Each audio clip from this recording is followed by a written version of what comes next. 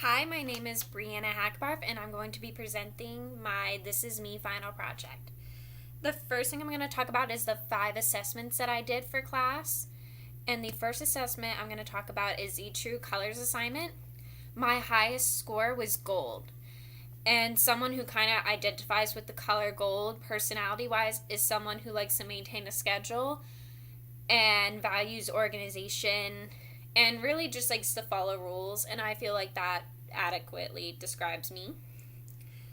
On a more positive note, I enjoy being a leader and I'm very dependable. The next assignment I'm going to talk about is my use of social media. So my integration score was 15, and I would say that I'm not really that big about photos and writing about myself on social media. I do have a Facebook and an email, and that is it. I really kind of value face-to-face communication, and I really like phone calls and FaceTime more ideally to communicate with my friends and family. So the next assessment that I'm going to talk about is my empathy quotient.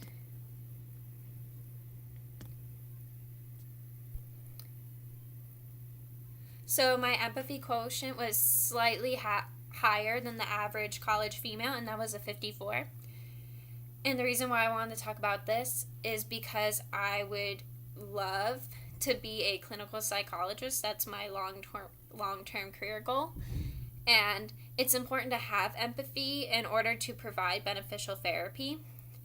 So empathy is simply being able to walk in someone else's shoes to really understand where your client is coming from and why they may feel the way they do. The next assessment that I took that I wanted to discuss is my forgiveness granting strategy. This is an area that I can work on because I find myself not able to forgive people that easily. I always kind of like hold grudges, especially when I feel like they anger me on purpose. So I'm going to work on that by trying to be more open-minded and to maybe not take it so personally.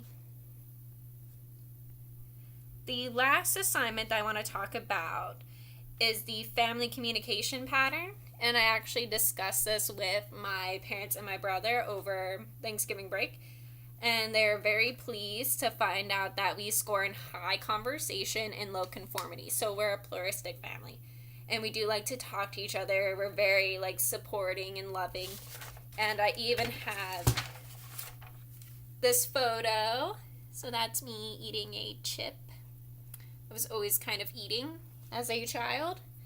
And my brother and my mom and dad. So I always had that photo with me. I love them very much.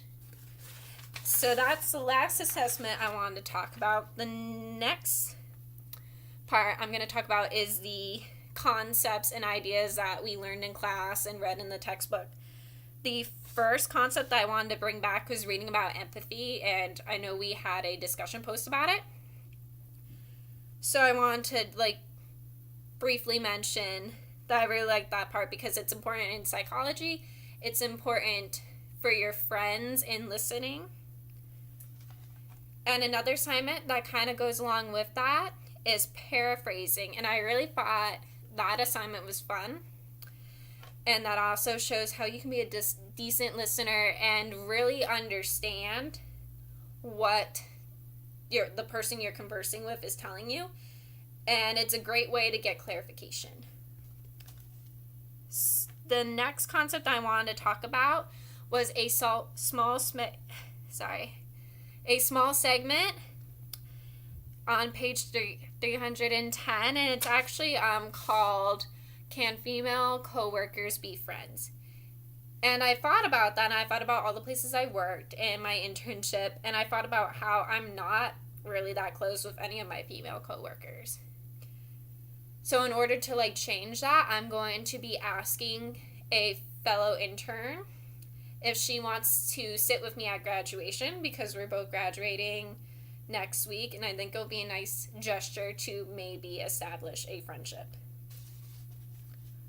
The next concept that I want to talk about is the stages of relationship.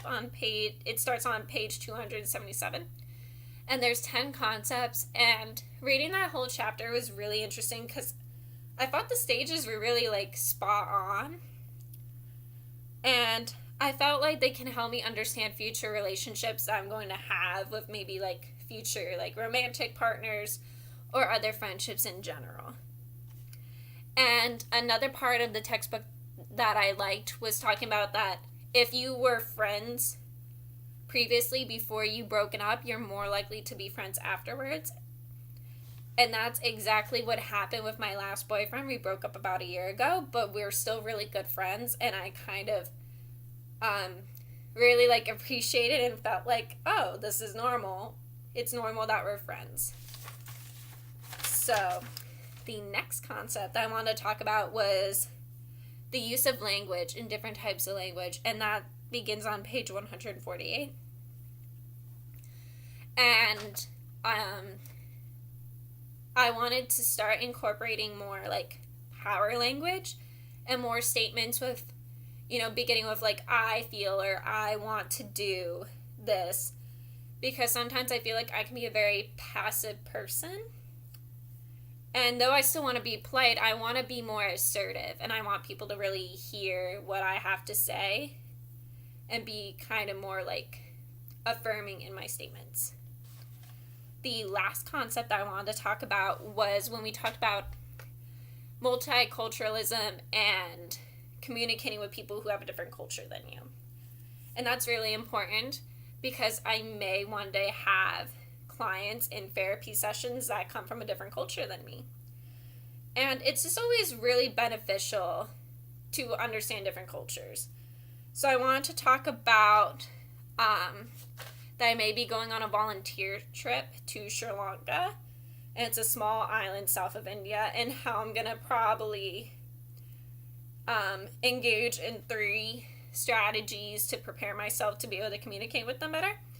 And I'm going to use passive observation, which is observing and probably looking up their culture norms and how they treat each other, and etc. And then active strategies, and then self-disclosure. And self-disclosure is just letting them know that I'm not from here and I may not understand, and how being vulnerable may help them help me understand their culture better.